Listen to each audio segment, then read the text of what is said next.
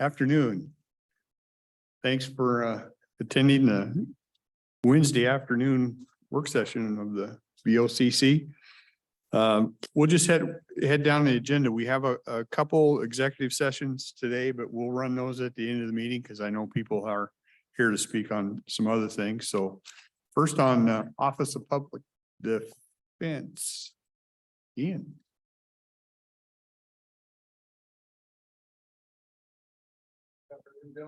How are you? Great, how are you? Good.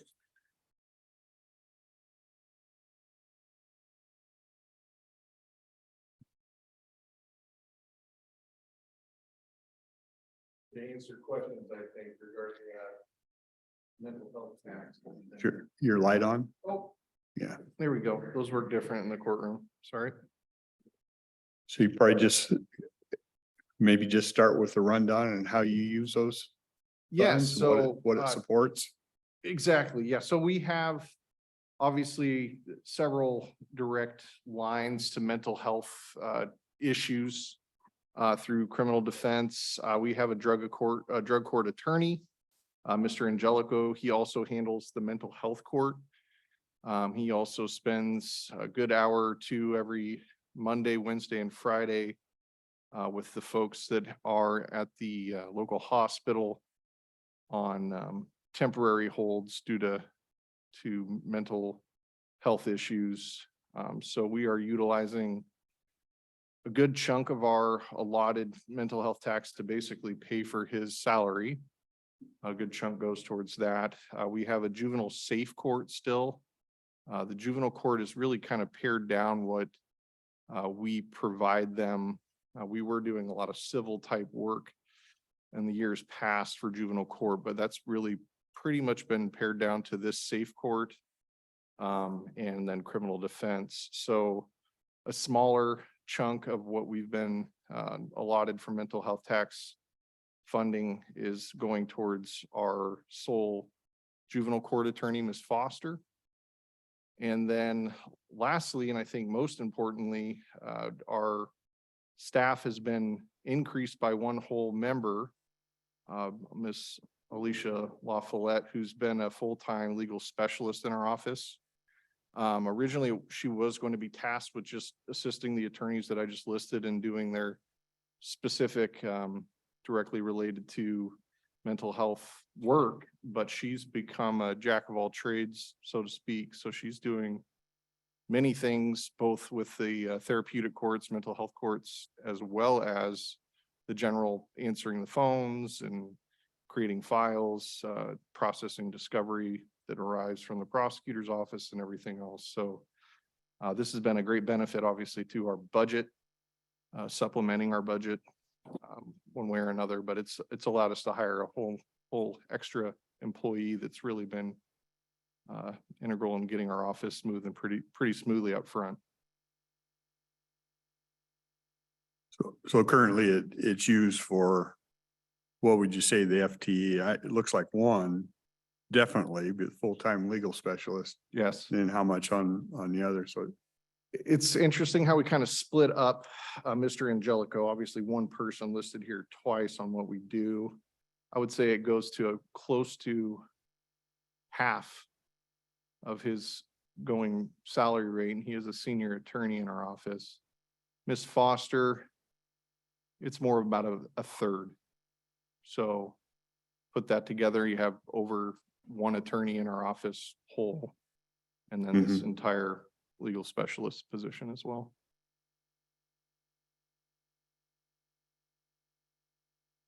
So just under 2 FTE is what you currently use the tax for. Correct. I had my office manager print out the last 2 months, and it looks like on average, we're just about $22,000 for those 3 individuals.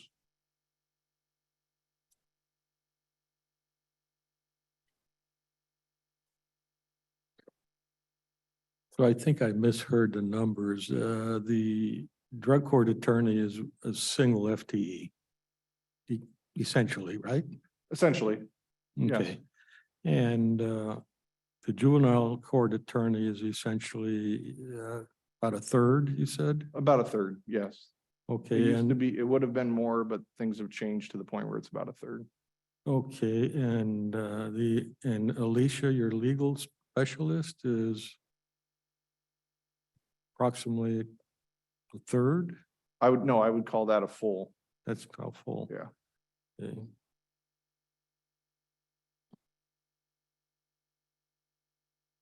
If I could duplicate her, I would.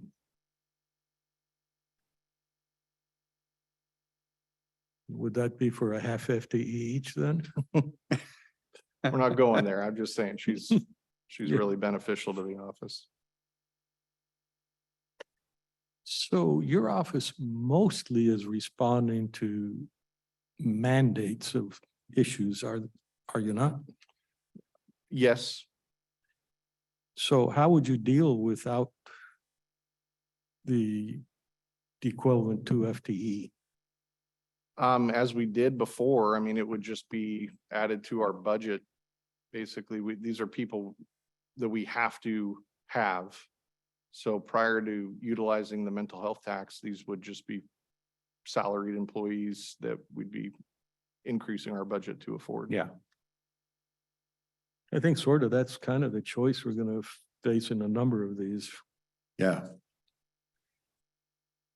And well, I've expressed an opinion before, if they're people we need and we believe they're doing a job for us and it's a benefit, then we, in my view, as a county, we figure out how to budget that just in normal course of business. In a properly working system, I would agree with you 100%. In a situation where we've got mandates that span the A to Z of the whole thing, tying our hands, I'm scratching my head and thinking, it may be different, but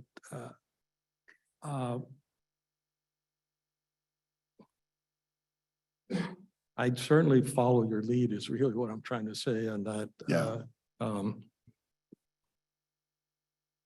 I think there's a lot to be argued in favor of trying to do without further taxing the public. If if people pay attention to all, that's kind of where I come from. And I'm not against funding the operations of the county. I think it's crazy to me that if this is the operations of the county, then we fund the operations of the county and we figure a way to do it.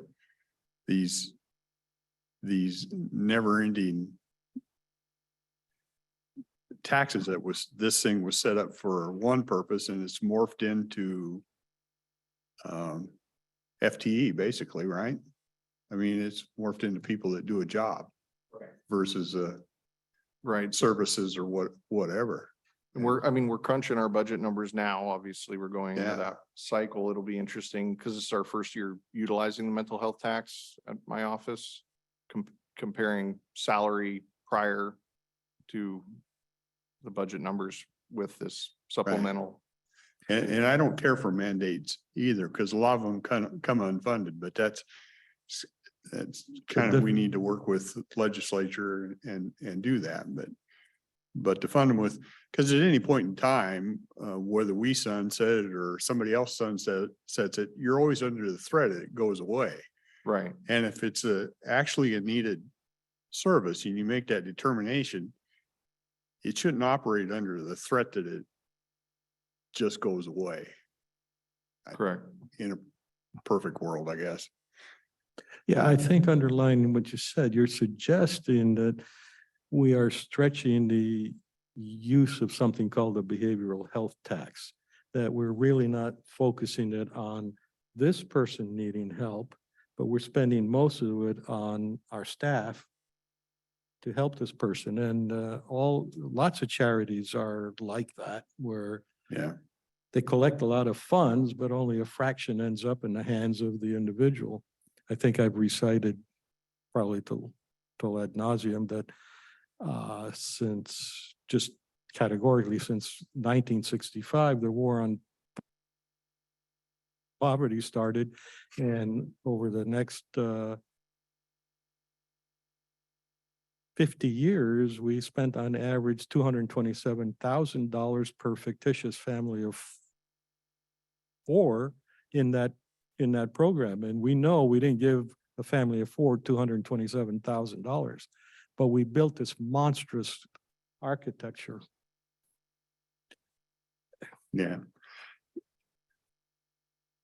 If I could just throw out you can take it as a suggestion or just a thought, is when we building budgets for the next year, if these people we need, I would try to build it into the budget and actually take a look and see what that looks like, Ian. And I think I would tell Ryan and the sheriff and everything the same type of thing. And move away from this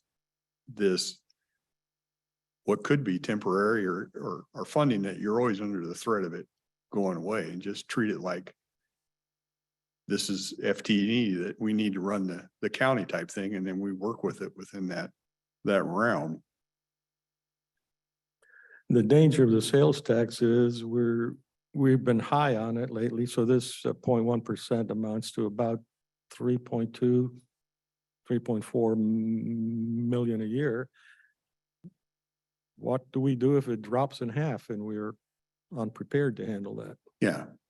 And those type of, and this is just my philosophy type things, those type of things, if you're going to ask your taxpayer base to kick in a little extra, it should be something along the lines that's more tangible. And I can throw out all kind of upgrade roads, something that's more permanent. I mean, I throw this out as just an example at times, because you have a hall of justice that's dysfunctional anymore. It's been dysfunctional for a long time.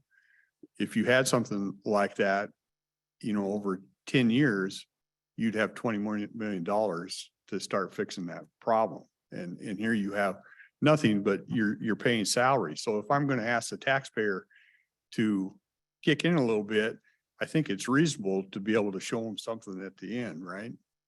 And these type of operational things, I think it's on us as a county to figure out how we work those in and do them.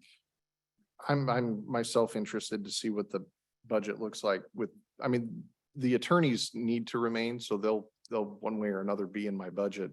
Yeah. What it boils down to is the legal specialist position, which is created on a year to year. It's set to expire in December unless renewed through the next budget proposed. Oh, this position is Correct. Yeah. it's not a permanent. It's not a permanent position. I got you. Okay. So yes, one way or another, these people will be budgeted for, the attorneys, but message received.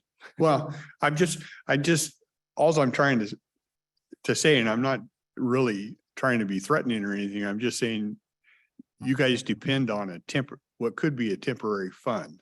Mm-hmm. And we need to move you off a temporary fund and just build it into business if that's what we really want.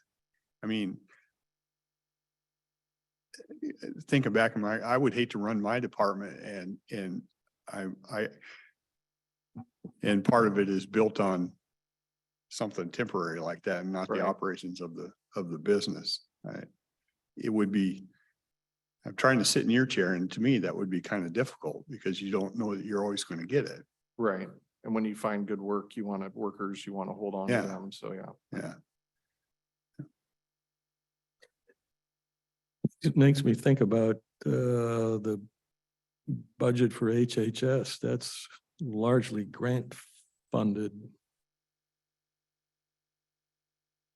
And they're always, and that's the same type of thing, you could have, at times it never seems like it's going to happen in the state of Washington, but you could have a switch over up there, and then a lot of that stuff goes away. Then what do you do with that, right?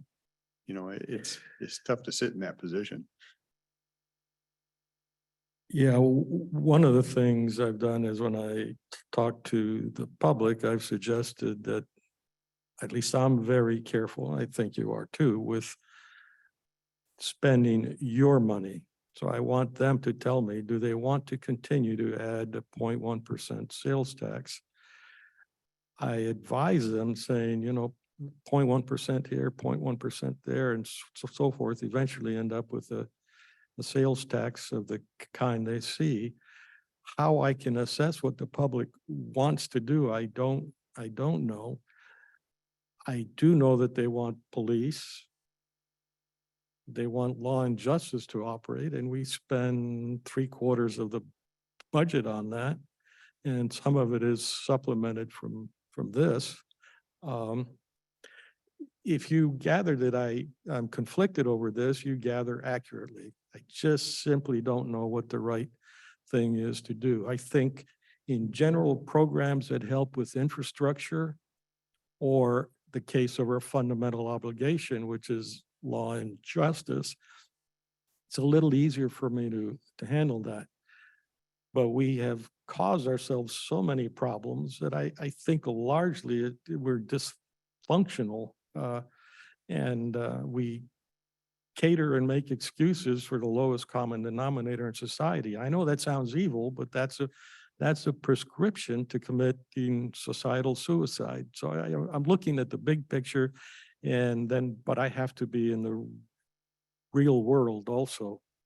So I don't know. That's why we're talking about it. Yeah.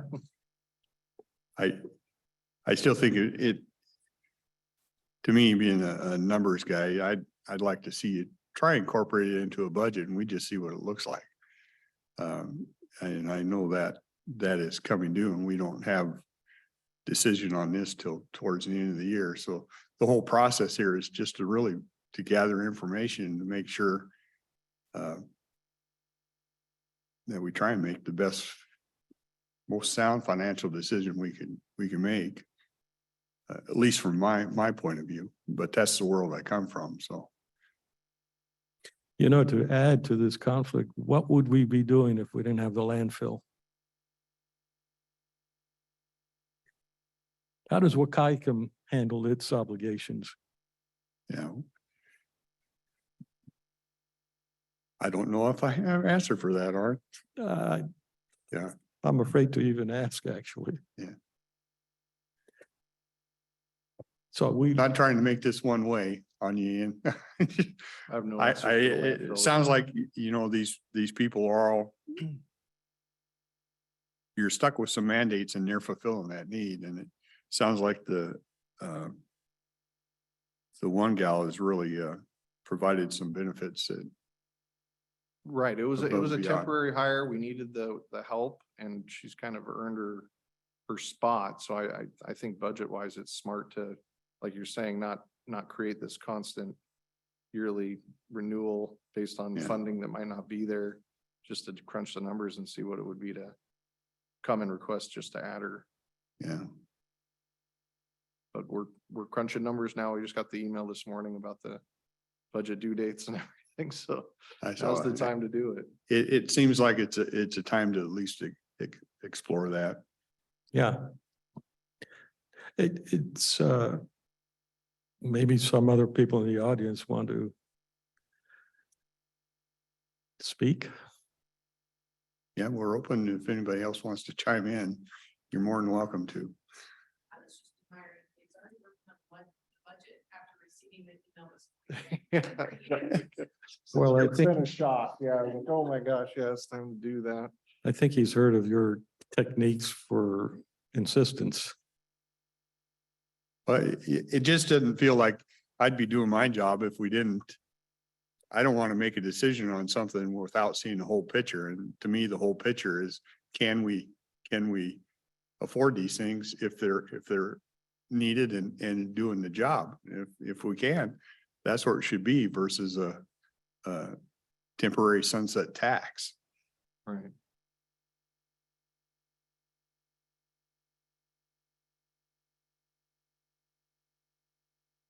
Any other comments for Ian? I think I've said everything I can say. Yeah. Well, one way or another too, my office has to cover the dockets, the clients Yeah. that we're receiving. So it'll be in our budget one way or another, but. Yeah. One thing, I think in the past, we have tortured language on mental health tax, and that's always bothered me because it's we sell it to the public as something necessary for a certain obligation, and then we use it buying things like, it's still stuck in my craw that we funded the full body scanner at the jail out of this sales tax. And that has always bothered me. Yeah. It was only $350,000 or so. Yeah, I definitely, when I came to you for this original request for this additional position, read what the purpose, the legislative purpose was for the tax. And I thought, with what we do, we're dealing with people with mental health crises that are, arrested, not brought to the jail, but brought to the hospital. So I thought kind of in right in league with what they were meaning to do with the tax. I definitely have people on staff that are on point with that. So that's, Mhm. I'm actually more sympathetic to your arguments. It's, we have a system where it behooves certain service providers to declare that there are other issues such that the service provider can continue to bring in more and more income. In your case, I know you're not out on the street trying to collar somebody and say, did you know you have a mental health problem? Yeah. And why not? from an infrastructure standpoint, I've said, when we repair a pothole, it doesn't beget another pothole.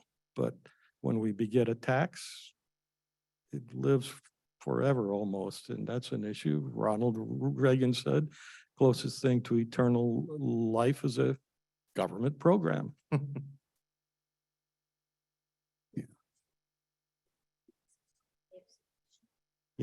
Yeah, absolutely. You're gonna have to Yeah, I can, come. do you want to, either way? Yeah. You're actually swapping spots this time. I might have sat at the wrong spot to start with. Yeah, okay. Yes. Okay. And the microphone has to come up relatively close to you. Oh, Ooh. okay.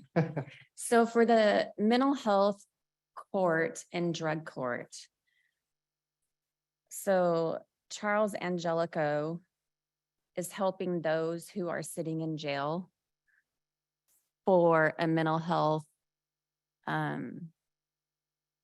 Like we have several people that are in jail using up space that have a mental health diagnosis and are maybe waiting to get to Western State. But in all reality, if they've been there before for a competency evaluation. So let me give you an example. Okay, So I'm pretty frustrated. understood. Okay, We are too, because Okay. Western State is not functioning. correct. So I'm Trisha Rodman. I have Northwest Medical Advocacy here Okay, in Longview. Okay.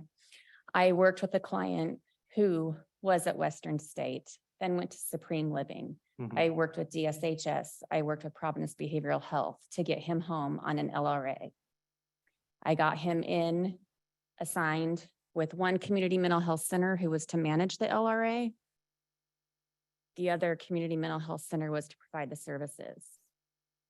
So we have a broken mental health system, as I'm sure all of us are aware. Mhm. Neither one followed through on a court order. He's in jail. He doesn't go to trial until next month. So when you have certain diagnosis and a severe mental illness, when you start feeling better, you often go off your medication. Right. But this community mental health center should have realized that was happening if they were following the court order. In addition, there was a psychiatric advance directive signed.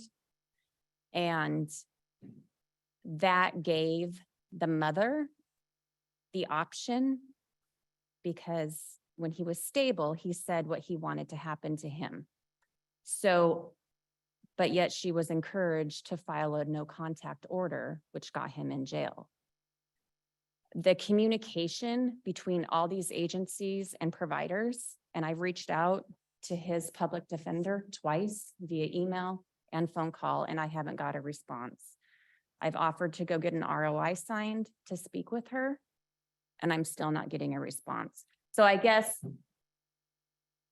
that he's there on a different charge, obviously, because Charles Angelico is not there, but he shouldn't be there for that charge if Right. these providers did their job according to the court order. So how long do we have mental health clients sitting in jail before they get a date in court? If you only have one well, you said Charles is full-time? One Yes. FTE? Yes, he's full-time. His only dockets are the ITA docket, in the Okay. hospital, drug court, Uh-huh. and mental health court. Those Okay. are the three dockets he does. And it's a full-time Oh, gig. Yeah. yeah, totally. Yeah. Just a quick question. In the case of you're just discussing now, does Charles have any mental health background expertise? What Charles has is about 35 years as a criminal defense attorney. So with that comes, I don't know how many CLEs on mental health. Oh, yeah, I think I'm understanding your comment there. So it could be another attorney and the issues of mental health should fall on the service providers. Mhm. Okay, Mhm. I just wanted to Yeah. understand that. And his job too with that is to coordinate with the people that are not communicating, so that when your client does have a day in court, he can point to the LRA was not followed. The court's order was not followed, and therefore don't revoke, don't put them in jail, don't process them that way. Get them back on the LRA track because it wasn't the fault of the defendant. So if I'm reaching out to one of your public defenders and they're not responding to me, then what am I to do? As the director, you reach out to me and let Okay. me know that you're reaching out and have not heard anything back. What's complicated and which I need to know more than I know. Oh, and I'm totally. sure you're just trying to summarize for the conversation. Yes. Is when this happens, you have an individual with an ITA. Mhm. So that exists. They're on an LRA from that. Then they go and allegedly commit a crime. So then there's a different attorney that's not Charles Angelico for that, Okay. because he doesn't do the active pending criminal cases. So if there is another attorney in the loop, they might raise competency, which starts this perpetual process, especially if it's a low-ranking felony or a misdemeanor, where they get evaluated for competency. If they're deemed not competent, they just sit in the jail for an extended period of time till Western State waves the white flag and says, we're not going to get them up here anytime soon. Then we have to file a motion to civilly commit, basically a Mhm. flip is what we call it. And then it just starts kind of an ITA track again.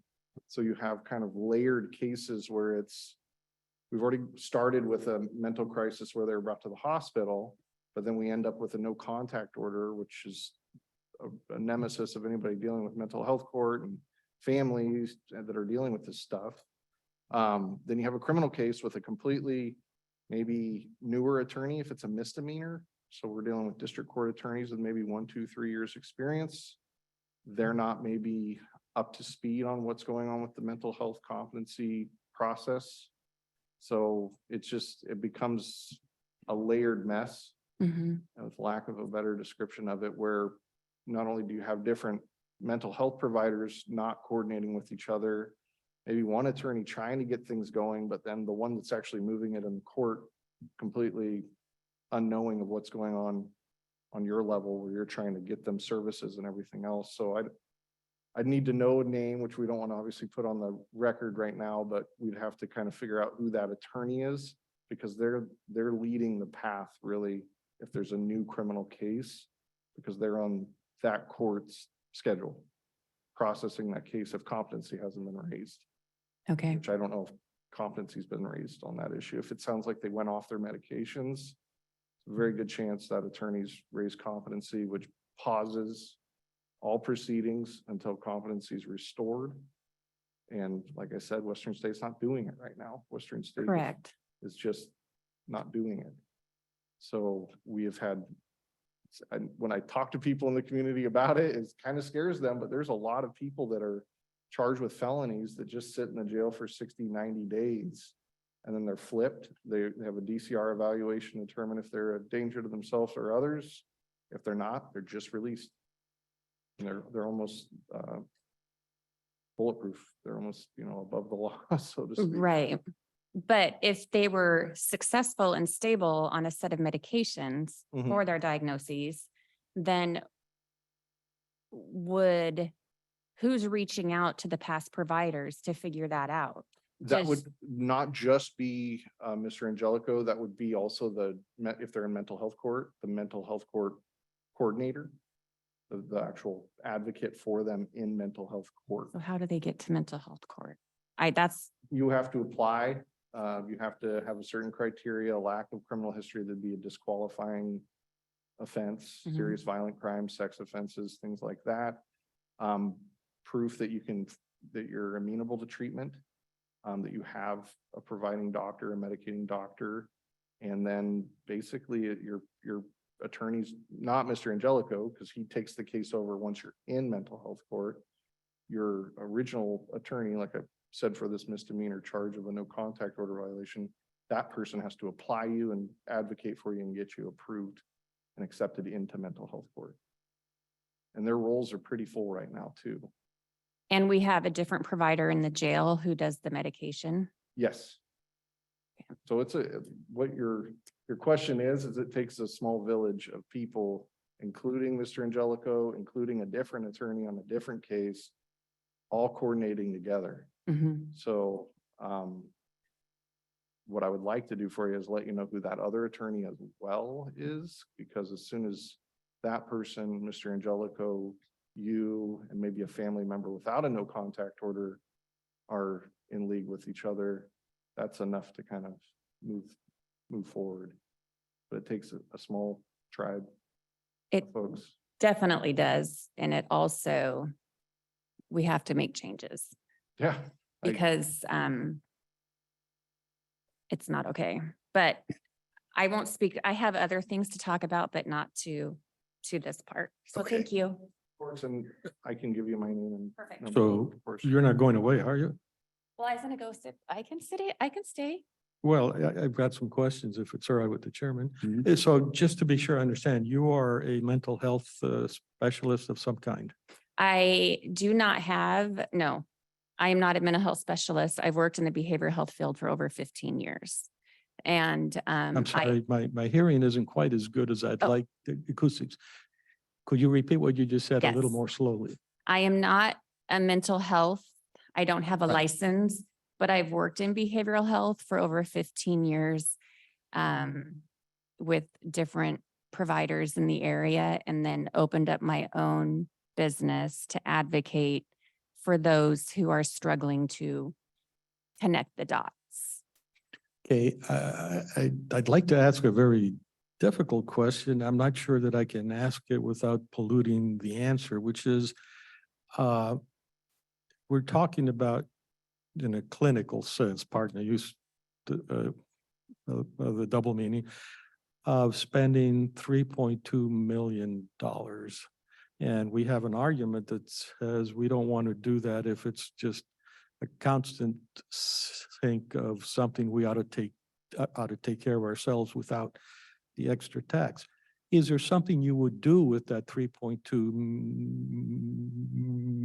million a year? For example, would we build a hospital here and take that 3.2 million to pay a bond off, say, for ITA, or maybe even, what is it, OAT? I get those confused. ITA, so the Involuntary Treatment Act. The ITA, I understand. But That's where the DCR comes in and says, guess what? Mhm. You don't have a, yeah. But an OAT is, they're trying to soften it such that you are allowed to go out, but you're mandated to take your drugs and you swear verily and you, The LRA, the least restrictive alternative, it might be, there's a lot of. there's a I- lot of I lingo. don't recognize it by that. I recognize it by the initials O, A, and T in some order. Okay.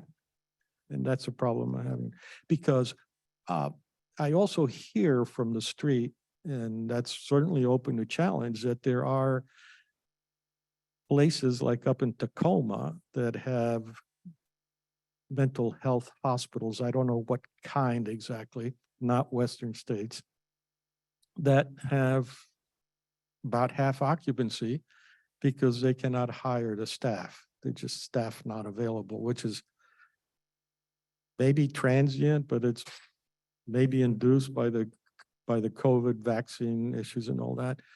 But if we could get more hospital beds is really what I'm asking, would that be a better use of the money? In my opinion, absolutely. Mhm. And we need a freestanding inpatient psychiatric and substance use disorder clinic. So the way the state of Washington works and what they allow for outpatient services does not align with what a commercial insurance plan will pay for. So, for instance, commercial insurance will only pay for a master level therapist who either is fully licensed or they are an associate level. They will not pay for a bachelor. They will not pay for a peer. So a lot of services to our Medicaid population are being provided by bachelor levels and peers with some training. But the requirements that the state, like I looked it up before I came, for a master level therapist, they only have to have 6 hours of suicide training every 6 years. So it's basically 1 hour a year. And it really should be more to maintain their licensure, among many other evidence-based practices. But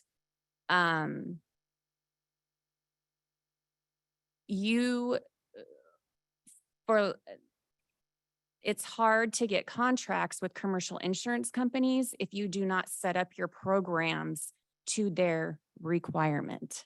Mhm. And their requirements are much more stringent than what the state of Washington requires.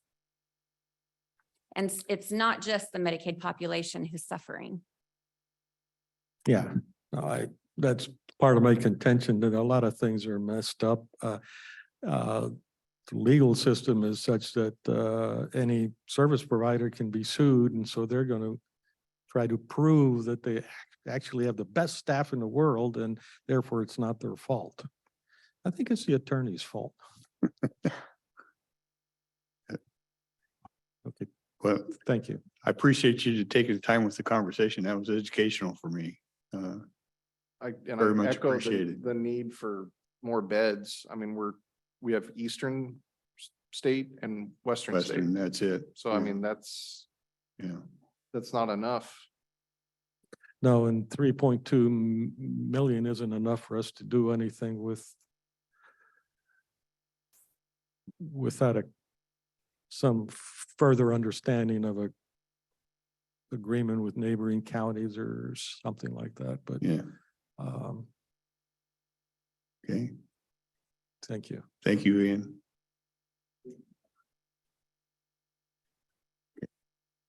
We're keeping track of you, Ian. I have a note here. Sean?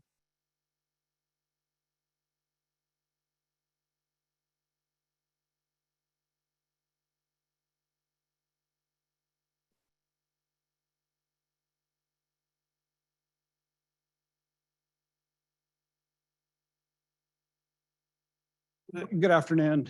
I'm here with Mr. Rowe from Public Works. We want to talk about our vehicle replacements for 2024. And as you know, we have a schedule for replacement and try to balance it out every year for replacements. And you're probably aware the car market has been challenged in the last few years, not only for private sector, but also trying to obtain police vehicles as well, limited supply and a backlog. And what we're looking at for 2024 is a purchase of 6 replacement vehicles. And we're coming ahead of the budget cycle due to the necessity to order vehicles probably before the budget's set for 2024.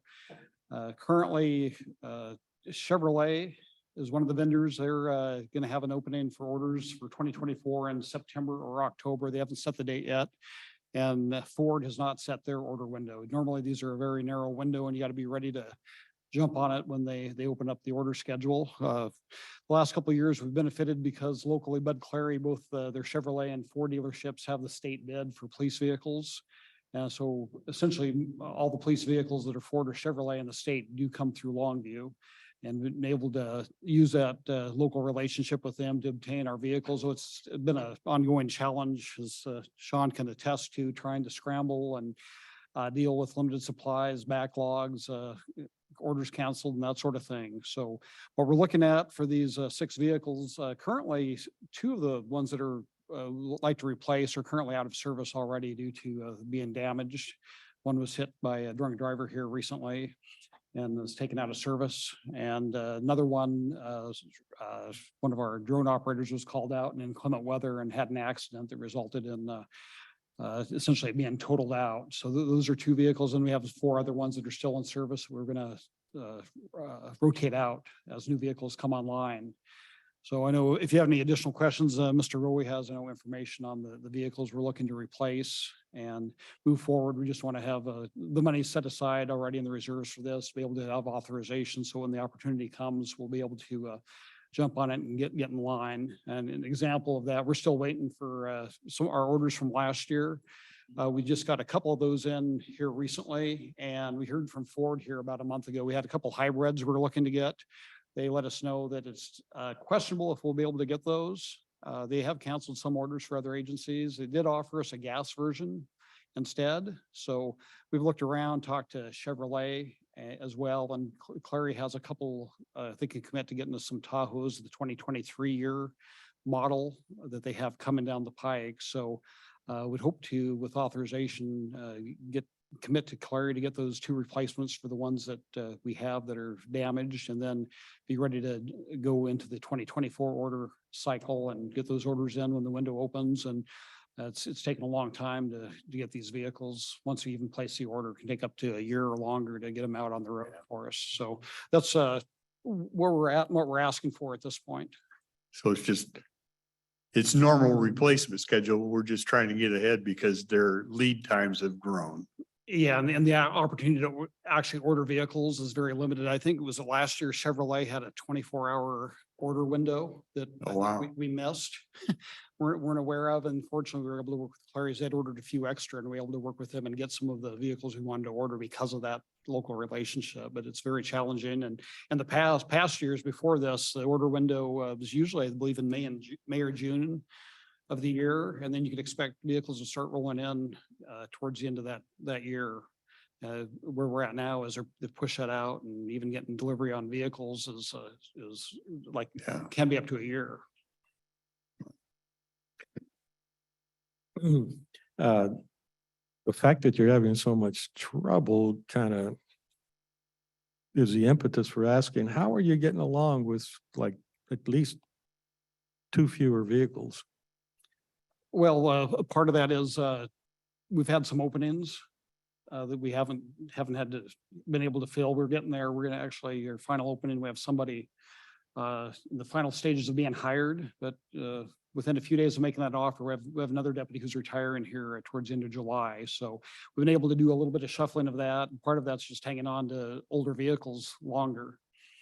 Right, and that's the one I've always tried to explore, and I've counted on Sean in the past to give me a dynamic heuristic as to when things should be replaced. You mentioned a normal replacement schedule, and when I hear that, I go a little bit crazy because how old's your oldest car? Okay, never mind. But you know Yeah. where I'm going on that.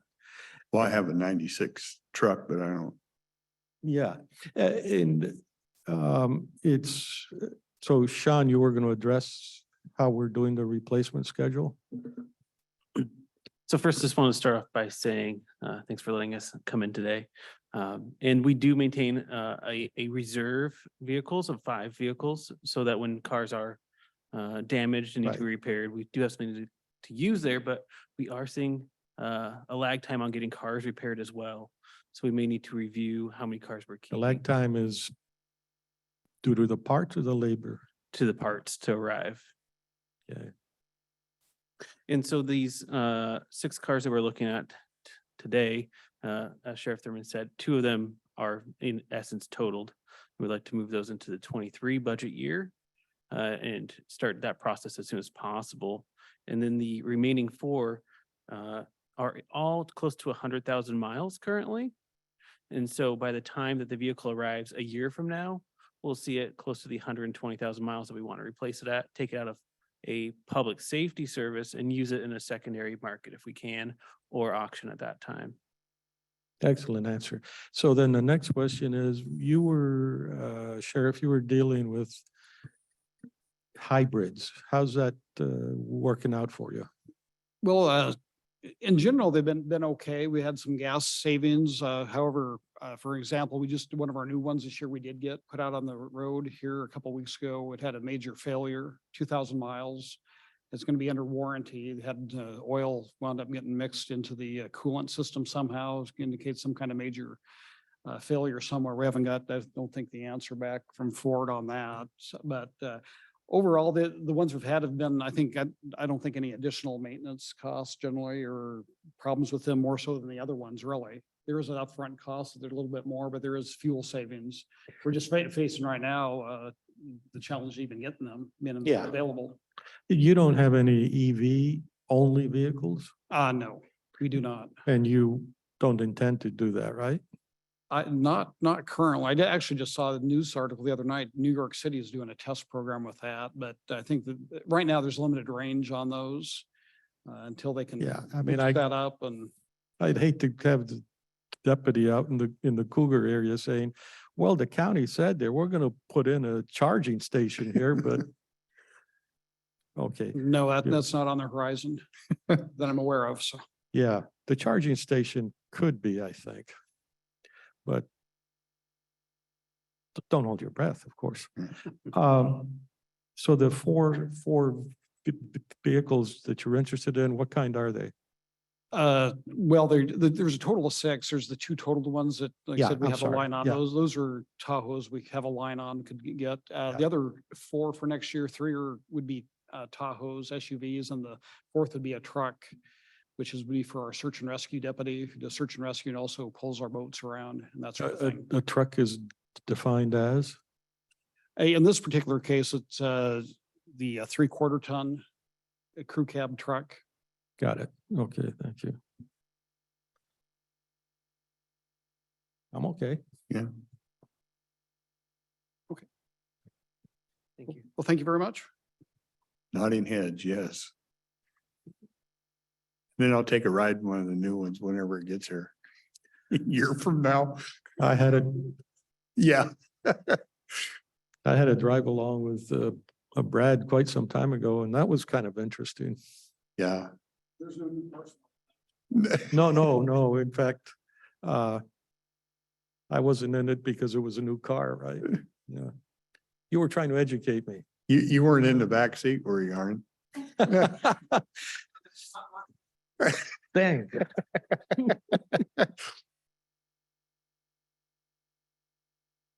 Do we have others that want to comment stuff before we go to executive? I know.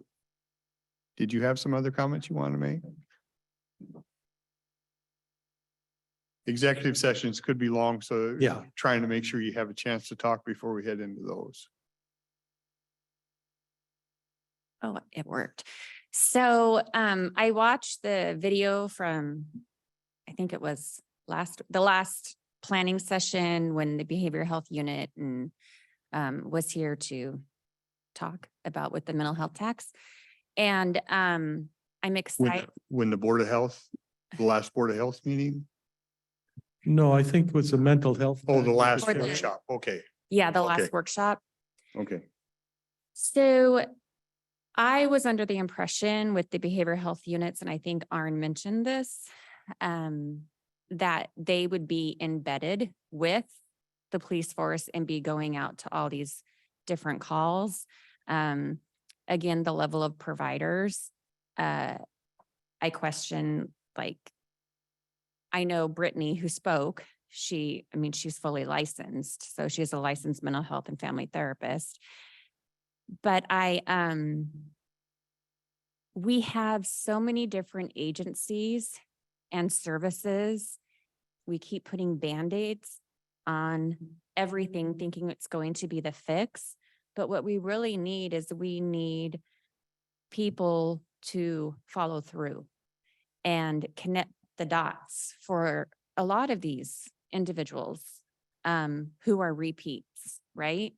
And that is part of what a grant that I had helped write for Core Health to become a CCBHC, a $4 million grant that we got that I helped get for them. But, and I was the project director. I recently resigned from that, implementing it because I'm going to get my master's because there's bigger things that we need to do to fix our issues. But I don't, with the $3.2 million in tax, how can we close the gaps and have all these providers? And then like with Ian's team, we all need to be communicating.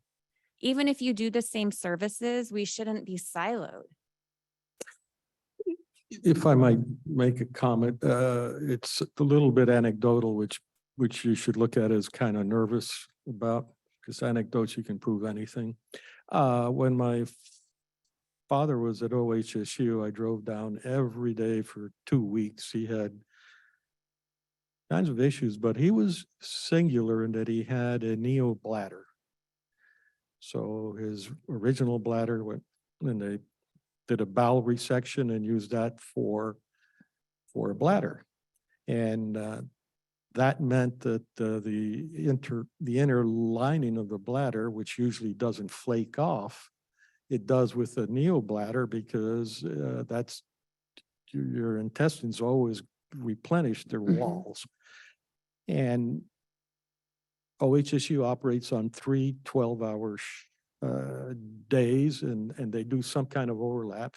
And when you're in a facility like that, which is top notch, you write copious notes. It was useless because when another shift came on board, they didn't read the notes. I almost got into a spitting match with them, and they said, no, the ultrasound says his bladder is not full, and I'm looking at the bag and I know it is. And they finally said, well, I'm going to teach you. And they did a backwash on the catheter, and out came 2 liters. Oh, boy. And you're looking at that and thinking, so this thing about communication, it's the catch-all for everybody. It really doesn't replace what I think you're driving at. If I know you're in trouble and I am your person, you've got my care, then I better care about you. And talking to other agencies and something like that, I think you know where I'm coming from. I'm just not optimistic that we can tackle it in that way. In keeping with that, I also have a question of is there enough resource in society to assign one person to every 3 people who do not want to obey the LRA or anything like that? And I'm thinking, I don't know, we built ourselves a monster. Anyhow, Thank you. I think we need one place that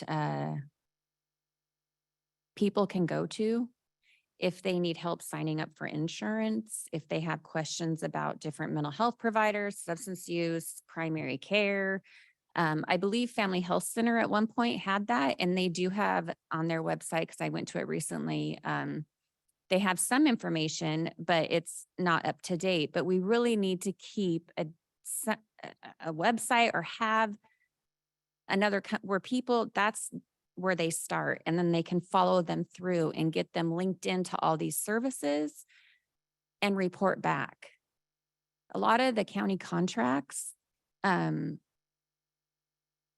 seem to be specific enough of what the expectations are from whoever you're contracting with, whichever agency. And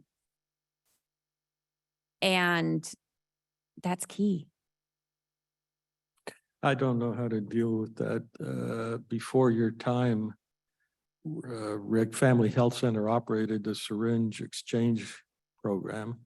And they didn't give a damn what the regulations were on that. They were having their own opinion about how they were going to handle something, and we were just paying the bill. And it was really an unmitigated disaster.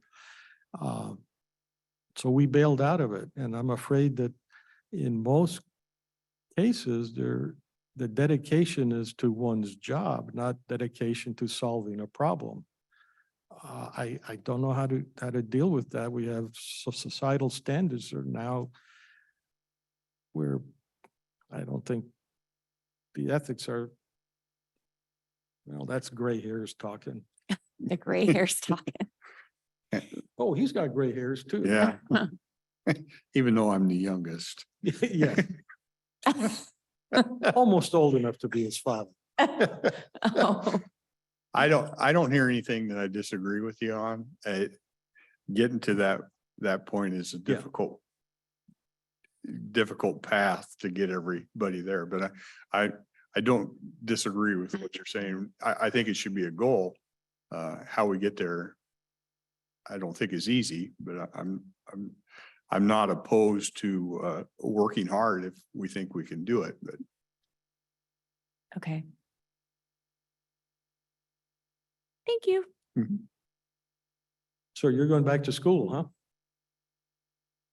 yeah. Now that you've learned everything, you're going to go to school so you can have that piece of paper that says you've learned everything? Yeah. They should just There's send it. still They a should lot- just send it to. There's still a lot more to learn because, you know, Always.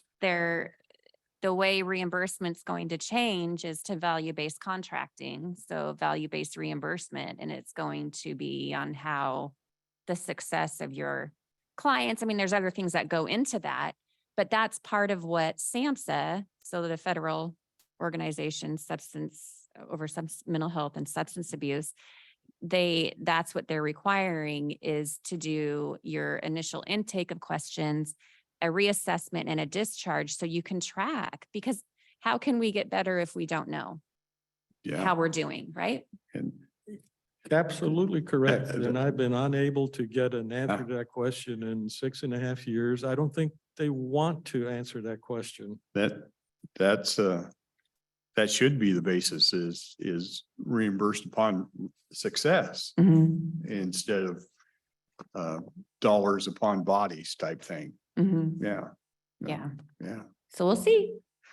Man, appreciate you coming by. Enjoyed the conversation. Thank Thank you. you. So what we have next is executive sessions. Are you here for anything else? Okay. We have 2 executive sessions, both for performance of a public employee, 5 minutes for one and 15 on another is what we're estimating. Okay? Yeah, I might advertise that 15 one may be optimistic. Okay. So we will head into those.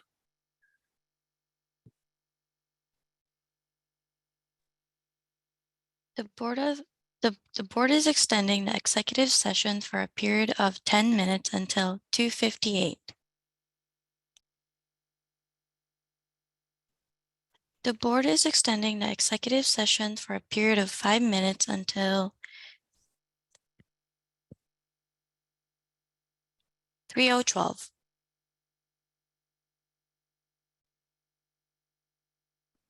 The board is extending the executive session for a period of 5 minutes until 3:16. The board is extending the executive session for a period of 5 minutes until 3:22.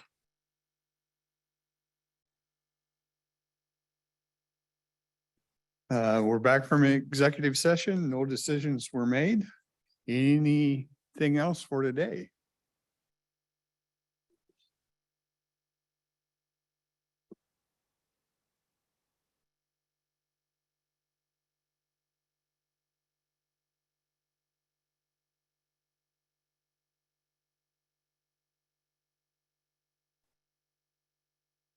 Yeah, did you get an email from a representative of the Williams Company? I had a phone message from a representative of the Williams Company about a pipeline and Right. they were going to be sending out it in adding to their pipeline, and it was could have impact on some people's property, and they were going to be sending out some information to those people. It was Right. a message, a heads up. I think it was, yeah, definitely a heads up. And I actually answered the phone. I was in another meeting. I said, can you just send it to me in email? Okay. And so I have that here. Could you send it to Kelly so we can see it? But maybe it was short and sweet. I'll forward it straight to you. I'm only, yeah, never mind.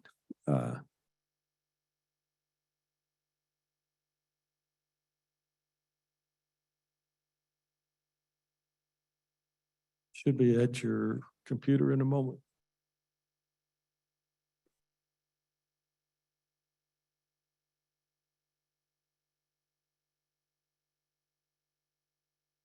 Yeah, okay.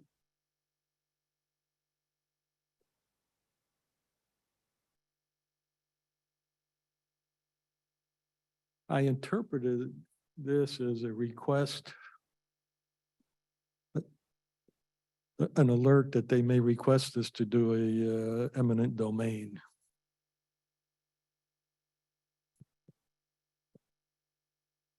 Did you want a copy of that, Oh,